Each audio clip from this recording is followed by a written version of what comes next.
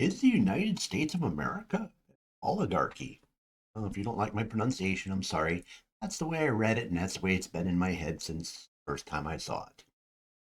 One of my viewers posited this as a statement that the U.S. system is an oligarchy. And I hear many other people say that. So the question is that accurate? Well, let's look into it a bit. So, first characteristic of an oligarchy is typically that power resides in a small number of people, often the same social class or group, typically the wealthy, aristocrats, or those with significant influence. And I'd say that's not really true for the United States. Uh, it's actually, our establishment is fairly broad, and it's hard to call them entirely a class. Uh, Although obviously the wealthy have a lot of influence in there, you do see a lot of mixing of people who come from different backgrounds of wealth, including nouveau riche that don't have long standing in the country that way. Another tip, typical item that falls for oligarchy, excuse me, another item that is oligarchical. Goodness gracious. Okay, in an oligarchy, you often see concentration of power. Uh, Individuals might control power through wealth, family ties, corporate influence, or military power. Once again, this is kind of a not really. I mean, we see elements of it, but for instance, you can make it quite a distance in the military and not have any influence at all uh, in the structure of the United States. Whereas uh, you could be a mid-level person and actually have a lot of throw weight depending on how things go. Wealth again is big in our country, but it's not an automatic uh, punch card to get into uh, the ruling class. And then there is some family ties, but we'll talk about that in a bit. We do see families actually rise in power and fall out of power, so that really doesn't fit. Part of our definition of an oligarchy is the idea of limited participation. The idea that participation in the political process is restricted or controlled by an elite group. And again, not really. You're essentially allowed to participate as far up as you can push yourself. Uh, a person who's a nobody can work their way into a political party and have major influence on how political campaigns are run. Uh, so it's not entirely the establishment pushing how the political system works because there's entry points in other locations. So if the definitions don't fit, let's look at the types of oligarchies. Um, First is powers in the hands of aristocracy. And in this country, being the right family is not necessarily a guarantee. I mean, Hunter Biden has a lot of protections that the average citizen who did the same things he did would not have. But I think it's easy to say that he probably doesn't have a major political career ahead of him, despite being in one of the more powerful families, at least at the moment. What about the idea of a plutocracy? Rule by the wealthy. And clearly, yes, wealth is power, but we can look at somebody like Trump, okay? Wealthy person, billionaire. Clearly not part of the in crowd just because of their wealth. So there's something going on here in order to join the club other than just wealth. Same can be said as of Elon Musk. Initially, kind of a darling of the establishment, and then as time went on, a bit ostracized. And another potential organizational method for an oligarchy is the military or like a junta.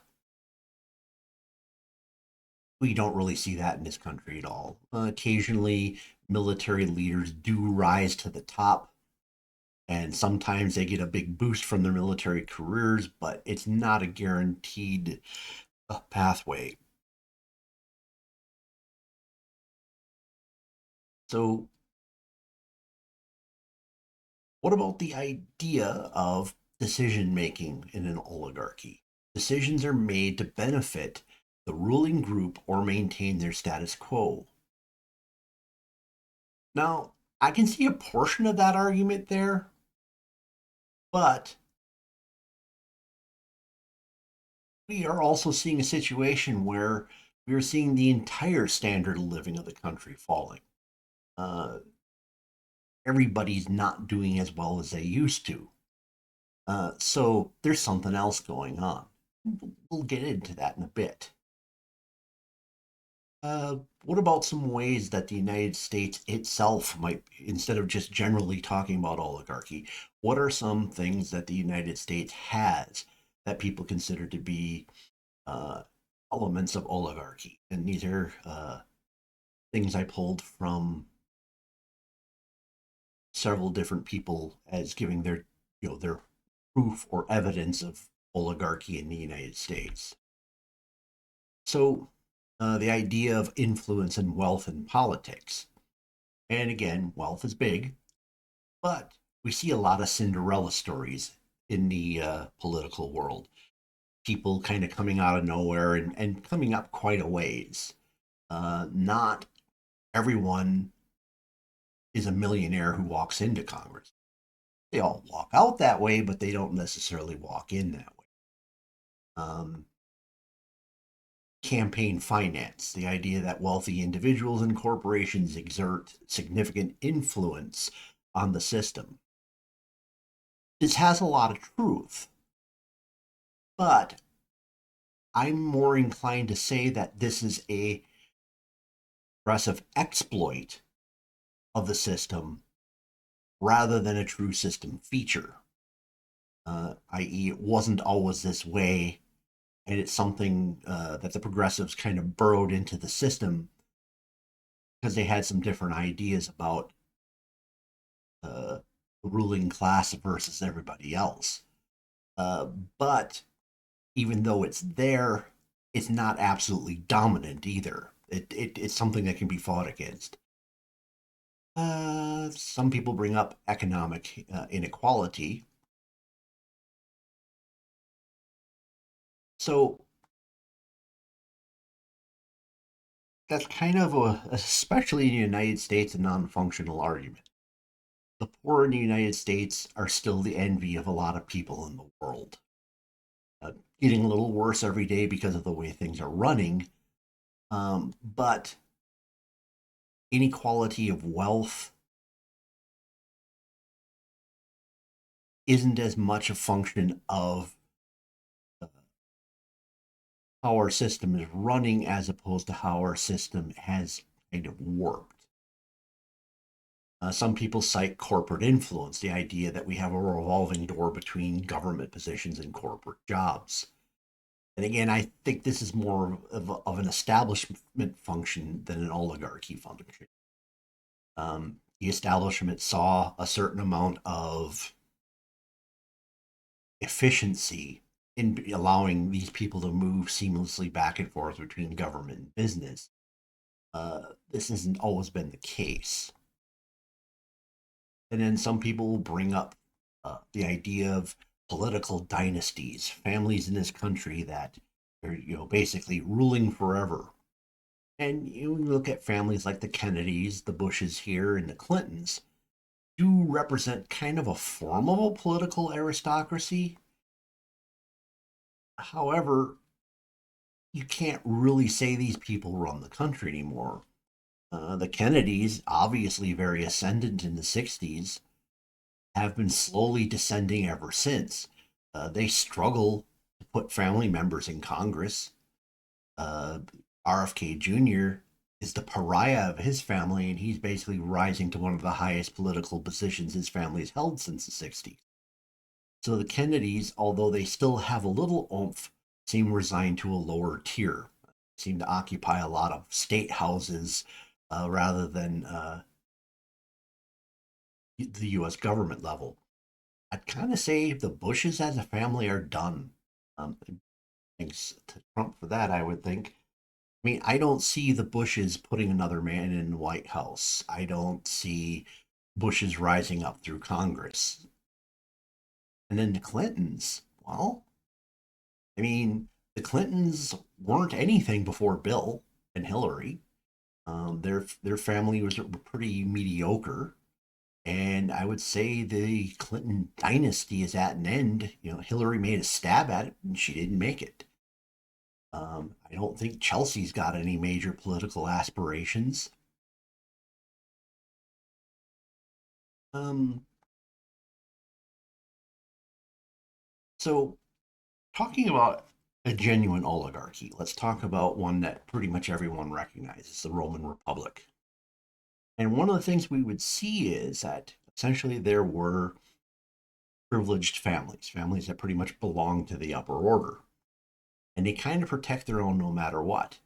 So if we look at someone like Julius Caesar, the Julii, his family, had actually lost a lot of wealth and prestige over time.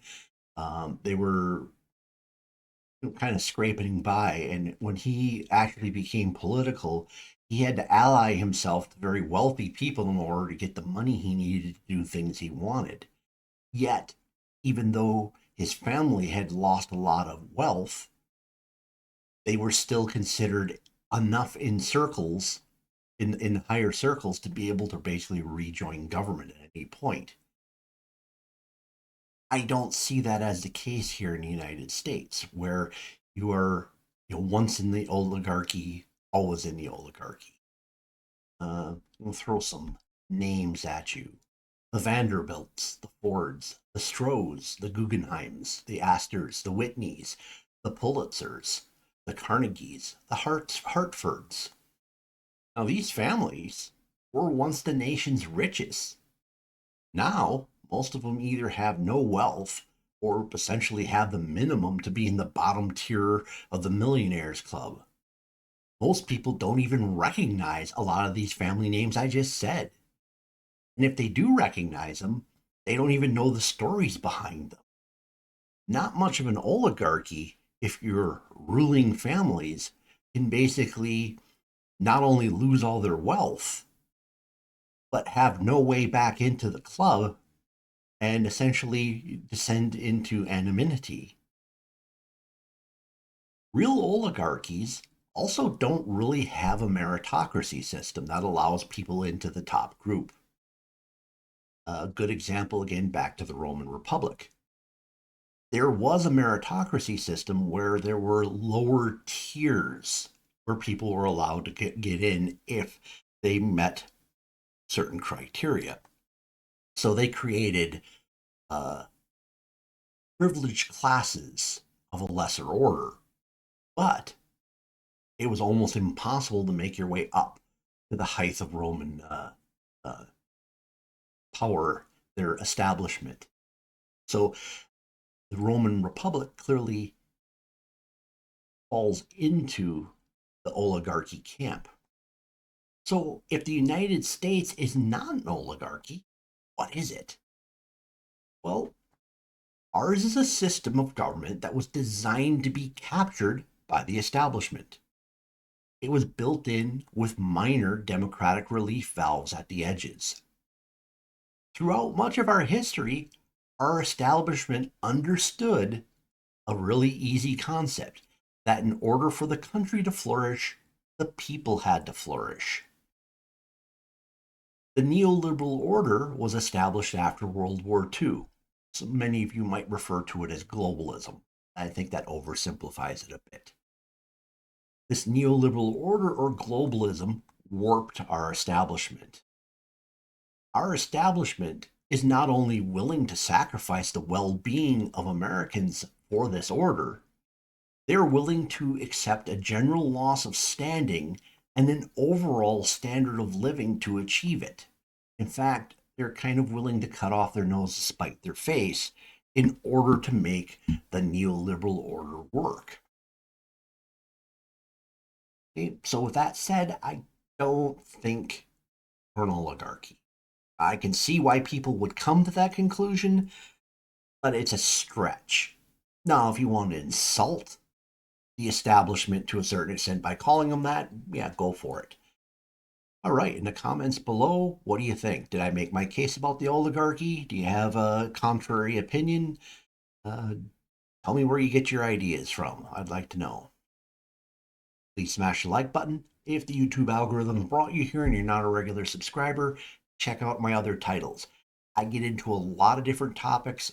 Almost assuredly, you'll find stuff you'll be interested in. Subscribe to my channel. And if you know someone who might find this video interesting, share it with them. Thank you for spending time with me this evening. Hope to see you again in a future video.